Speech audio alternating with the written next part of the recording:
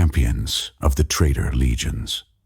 In the beginning, they were heroes, warriors forged in gene labs, sculpted by a god, and clad in thunder. They bore the banners of the Emperor. They conquered in his name. And when they fell, they did not fall alone. From the fires of betrayal were born new gods, hungry, cruel, infinite. And the chosen of these gods rose in kind. Lucius, blessed with agony. Warsmith Honsou, the relentless siege master. Kharn, lost to blood. Ahriman, condemned by his own genius. Typhus, bloated with pestilence. Sevatar, ghost of Nostromo. Erebus, the first heretic. Abaddon, the arch-traitor. And the nameless faces of the Alpha Legion, watching from the dark. Each bore the weight of a legion. Each carved their name into the bones of the galaxy. These are not mere warlords. They are echoes of rebellion, harbingers of the long war, champions of the Traitor Legions. Lucius, the Eternal, Emperor's children. In an age where gods drink screams and mortals rot into legends, there is one warrior whose name is whispered not in awe, but in dread. His tale begins in the days before damnation, when the Emperor's children still bore the gleaming pride of loyalty, their armor polished to mirror the stars, their blades sharper than truth. Lucius was not like the others. He was better, or so he believed. Where his brothers sought victory, Lucius craved something more intoxicating: recognition. Every duel was a stage, every battlefield his theater. He did not just kill, he performed, and he demanded an audience. But skill without humility festers. Pride, like a wound left untended, grew septic in his soul. When Fulgrim, their primarch, fell to the whispers of Slaanesh, Lucius followed with a grin. At last, he had found a god worthy of his obsession. A deity of sensation, excess, and beautiful ruin. And Lucius embraced it all. He abandoned restraint, shed sanity like dead skin, and carved a new identity from flesh and blood. His armor grew ornate and cruel, twisted with screaming faces, some of his foes, some of his own comrades. All were reminders. He was still here. He was still Lucius. But his most infamous moment came not in glory, but in arrogance. During the Siege of Terra, amidst the rubble of the throne world, Lucius faced Lord Commander Sirius of the Imperial Fists, a rival equal in skill, but opposite in temperament. Where Lucius danced and taunted, Sirius fought with cold, unrelenting precision. The duel was a masterpiece of violence, and in the final moment, Sirius struck true. Lucius fell, his body broken, his pride bleeding out into the ash. And for a moment, the galaxy exhaled. The champion of excess was gone. But Slaanesh is a god of indulgence, and endings are far too dull. Sirius, ever the stalwart, allowed himself a single thought: I did it.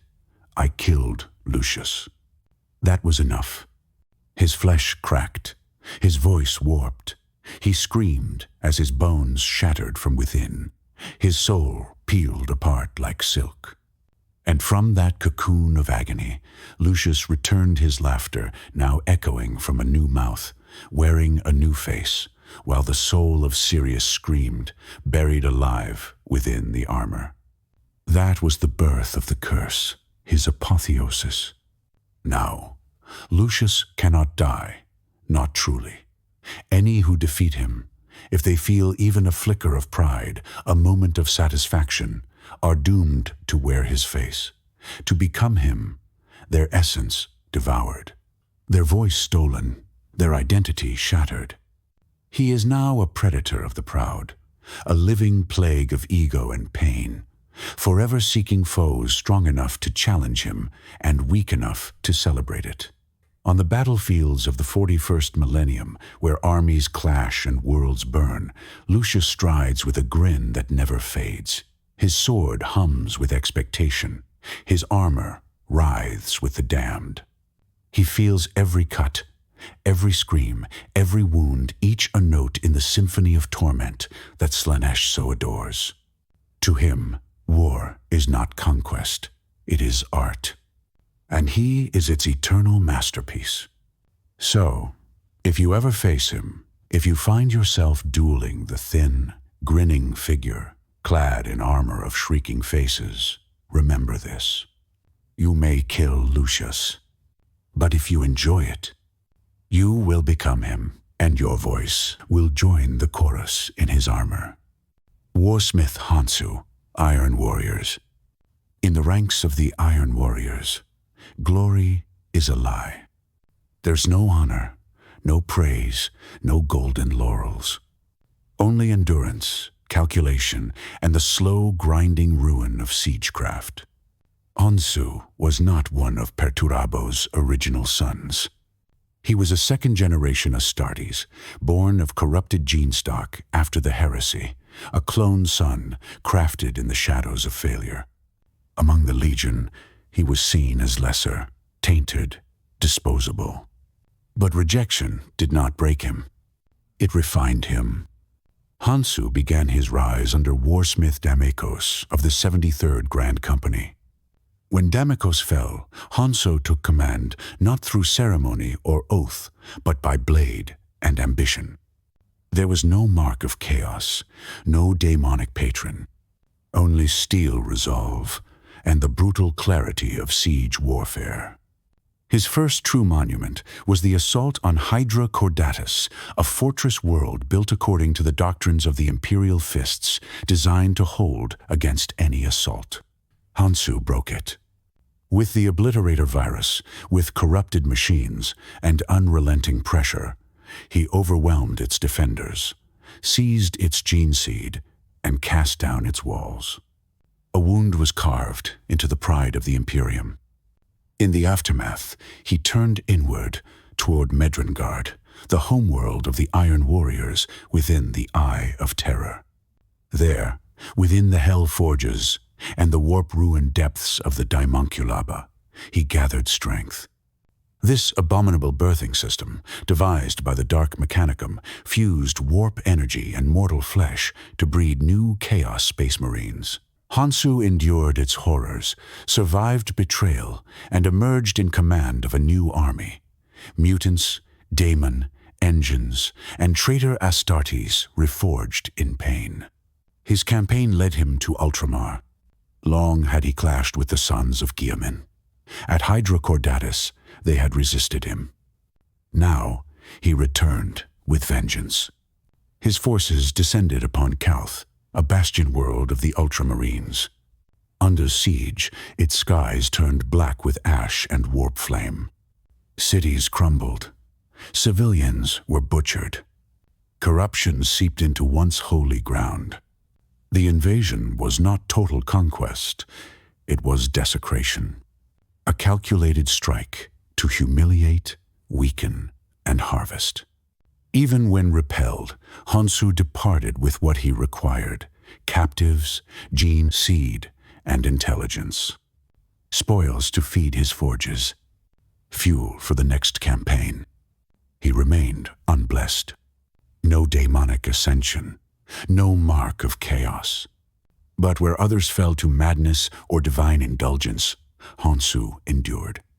He was not chosen. He chose himself. Warsmith, betrayer, outcast. His name is not spoken with reverence. But in the halls of the Iron Warriors, it is remembered. Not for piety, not for favor, but for what he builds and for what he leaves in ruin. Sevatar, Night Lords. Among the fractured shadows of the Traitor Legions, the Night Lords stand as specters of terror, their legacy etched in fear and blood. At their heart lies Sevatar, First Captain, Executioner, and the living embodiment of nightmare. Born in the dying days of the Great Crusade, Sevatar rose not by birthright, but through brutal merit. A master of violence and subterfuge, he was chosen by Conrad Curse, the Night Haunter, to be his most trusted lieutenant, a blade forged in darkness and sharpened on the screams of the condemned. Sevatar perfected the art of terror. Where others wielded bolters and chainswords, he wielded fear itself. His campaigns were brutal symphonies of assassinations, ambushes, and psychological warfare. He shattered hope before crushing bodies, turning entire worlds into ghostly echoes of despair.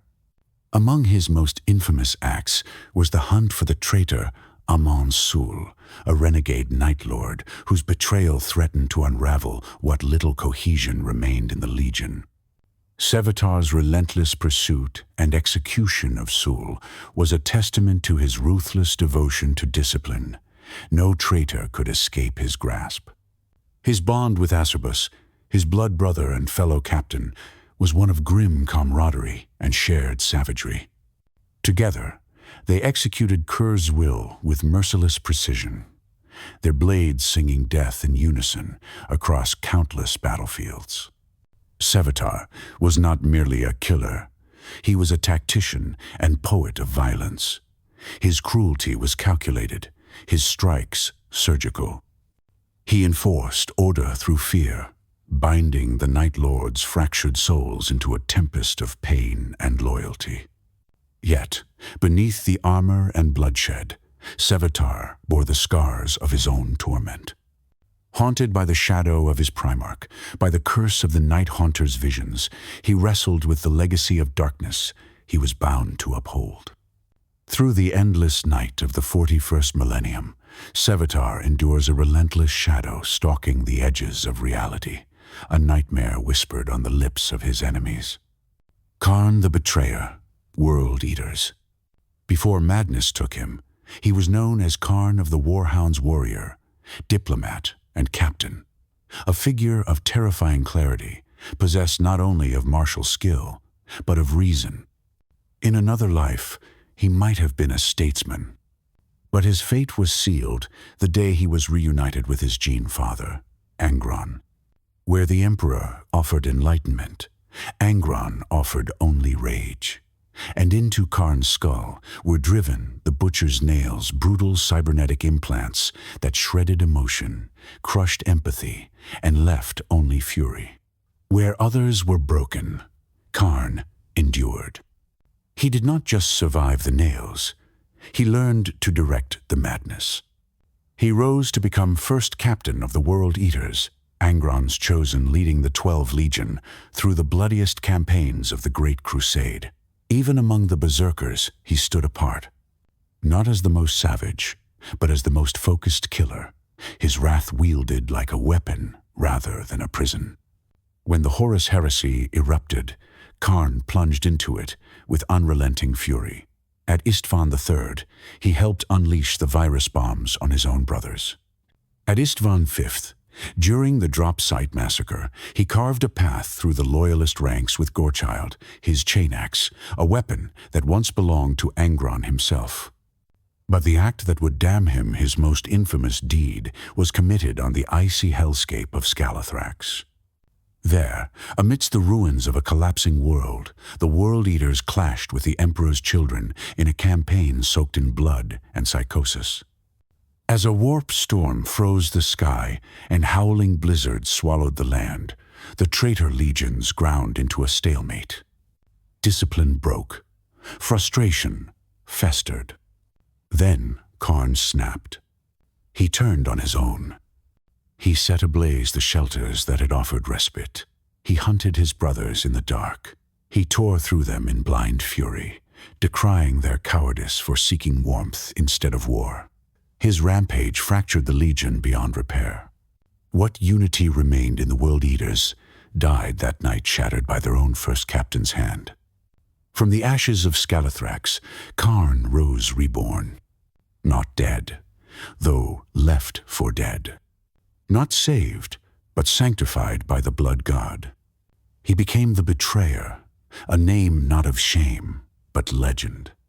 In the long centuries since, Kharn has waged unending war across the galaxy.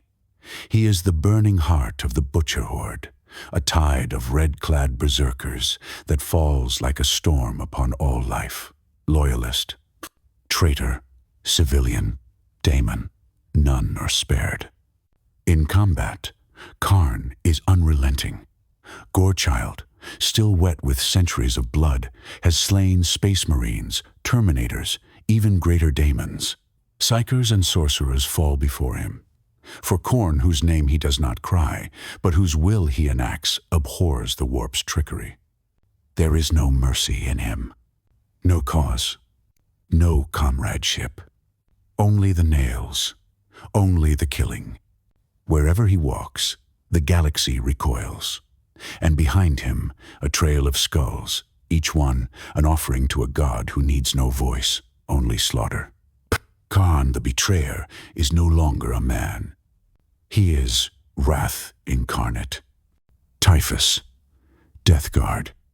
Before he bore the stench of 1,000 plagues, before his name was cursed across 1,000 worlds, he was known as Callus Typhon, first captain of the Death Guard.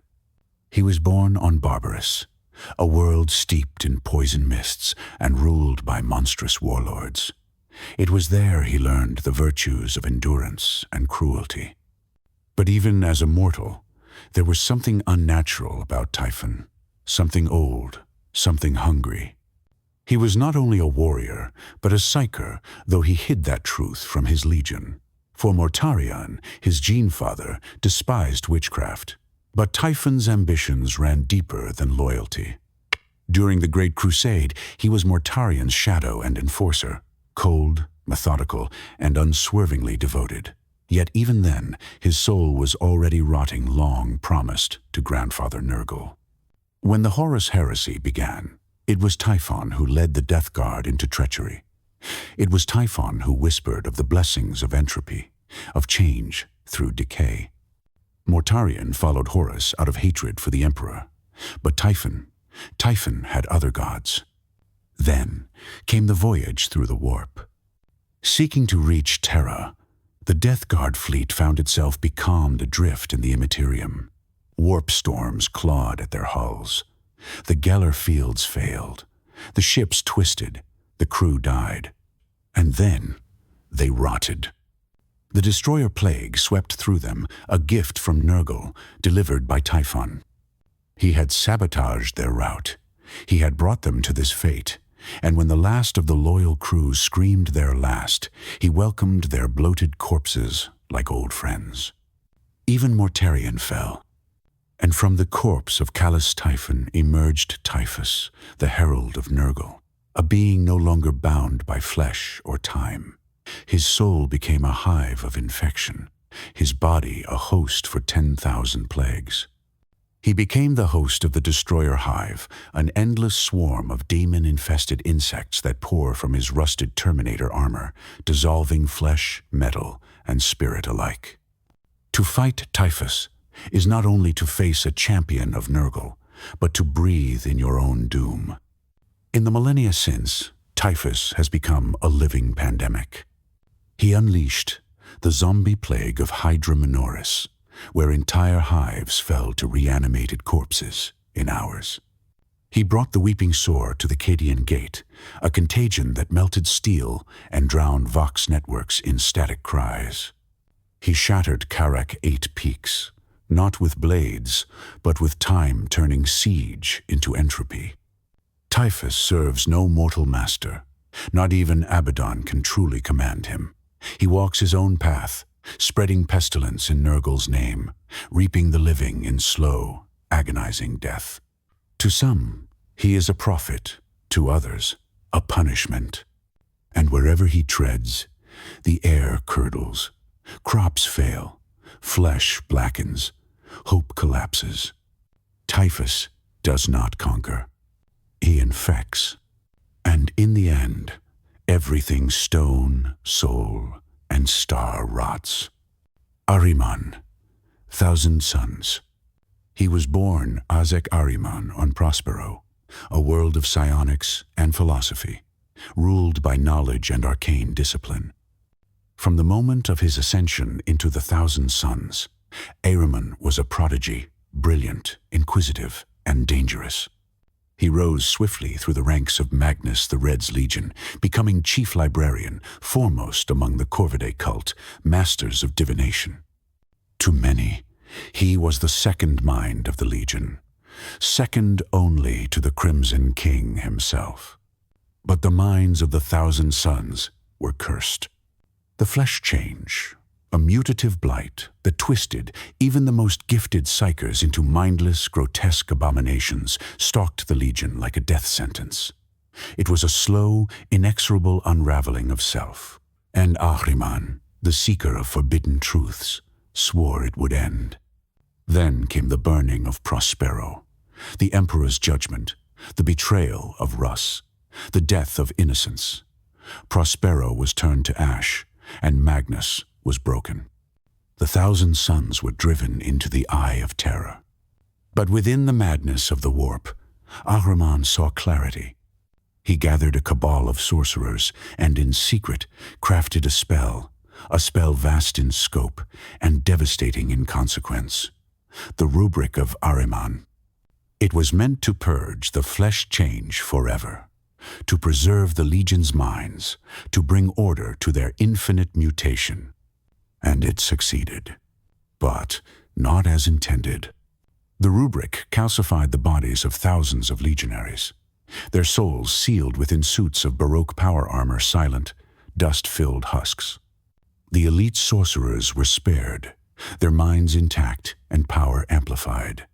But the rest were transfigured into eternal automata, stripped of thought, of voice, of identity. Magnus was enraged. The Crimson King, already fractured, cast Ahriman from the planet of the sorcerers, banished his most faithful son to wander the stars. Yet Ahriman did not crumble. He became a pariah among sorcerers, a renegade scholar, a thief of arcane relics and hidden lore. He raids black libraries. He defiles the temples of chaos.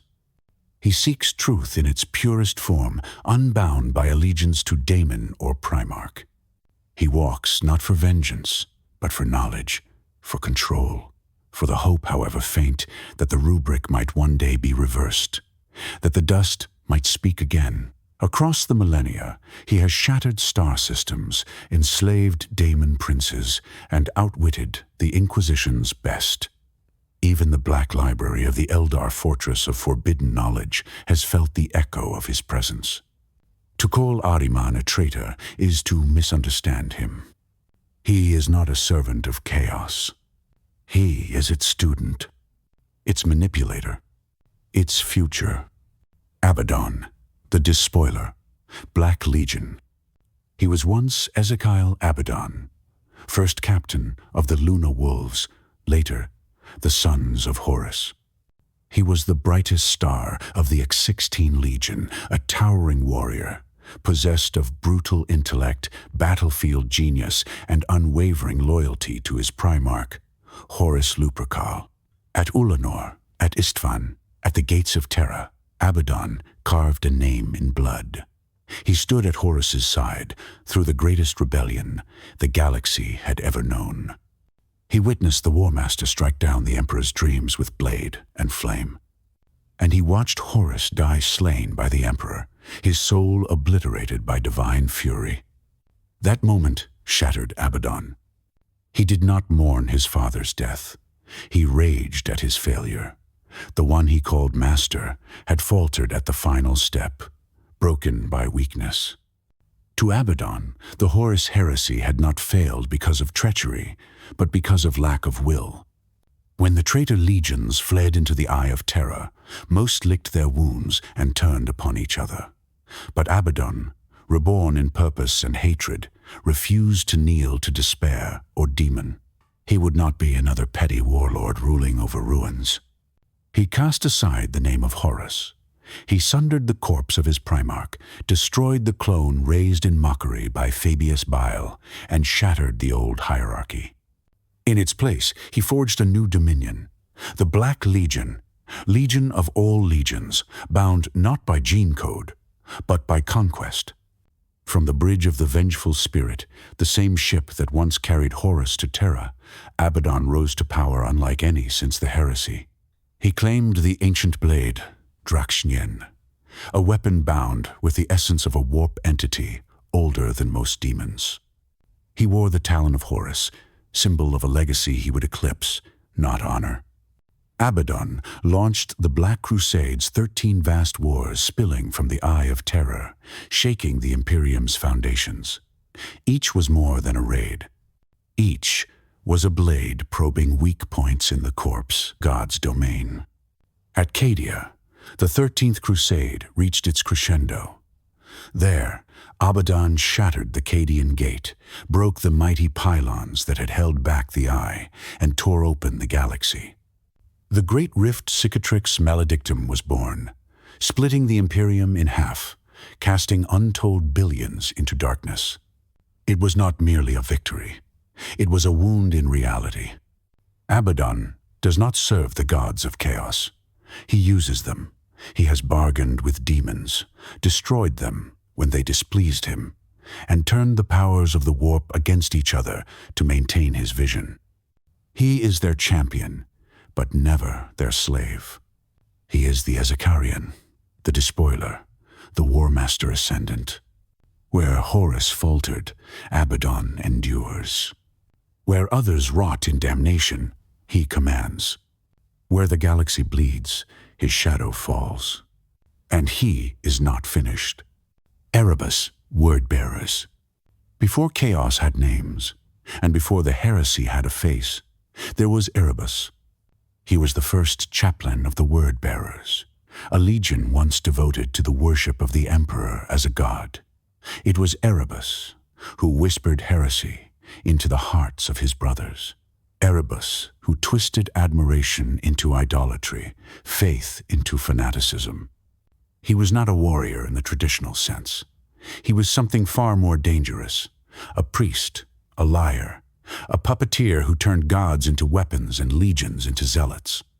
It was Erebus who brought the Lectitio Divinitatis to prominence within the word-bearers, cloaking rebellion in scripture, turning doubt into doctrine. He stood beside Lorgar, feeding the Primarch's thirst for cosmic meaning with tales from the warp. When the Emperor chastised Lorgar, ordered Monarchia razed, and cast the Legion into shame, it was Erebus who guided his lord toward damnation. He was the architect of the first heretic, Astartes. Erebus brokered the first true pact between the legions and the ruinous powers. It was he who led the pilgrimage to the Eye of Terror, who first uttered the names of the Chaos Gods in reverence, not warning. He returned from the Eye bearing the litanies of hate and the Book of Lorgar, sacred texts soaked in lies and prophecy. But his greatest act of treachery was yet to come. Erebus stole the anatheme, a blade of demonic origin, and used it to manipulate the events on Davenitar. It was he who orchestrated Horus's wounding by that very blade during the murder of the Interrex, and it was Erebus who led the ritual on Davin's moon to bring Horus back from death, not as the Emperor's son, but as the chosen of chaos. Thus, he turned the War Master. Thus, the heresy began. When the fires of betrayal spread across the galaxy, Erebus moved like a shadow, never leading from the front, always whispering in the ears of the powerful. He fostered division, kindled atrocity, and vanished before the blood cooled. But even that was not the full measure of his darkness. In the final days of the Siege of Terra, Erebus committed an act so vile, so personal, it echoes across eternity. He found her Erda, the mother of the Primarchs, consort of the Emperor, the matron of lost futures. She had hidden for centuries, evading the galaxy-spanning war. But Erebus, ever the hunter of gods and myths, cornered her, and he murdered her. Not for gain, not for power, but because she was something the gods despised, hope. A mother who might forgive her children, a voice that remembered the Emperor before he was a corpse on a throne. Erebus silenced her forever. No act better defines him. He was never the strongest, nor the fastest, nor the most beloved, but Erebus was the first to kneel, the first to offer his soul, and in return, he became the knife in the back of humanity. He is the word, the whisper, the wound. And though his name is hated in every corner of the Imperium, he would call that victory. Lucius, who cannot die. Sevatar, who kills in the dark. Kharn, who forgot mercy. Typhus, who spreads unlife. Ahriman, who burns worlds for wisdom. Abaddon, who would become War Master. Erebus, who whispered heresy into a god's ear. Each a shard of the long war, each a relic of betrayal, vengeance, or misguided purpose. Together, they are the echoes of a shattered Imperium proof that loyalty can curdle and that even angels can fall. In the war-torn galaxy of the 41st millennium, these champions endure not because they were right, but because they were inevitable. For chaos is eternal, and the darkness remembers its own.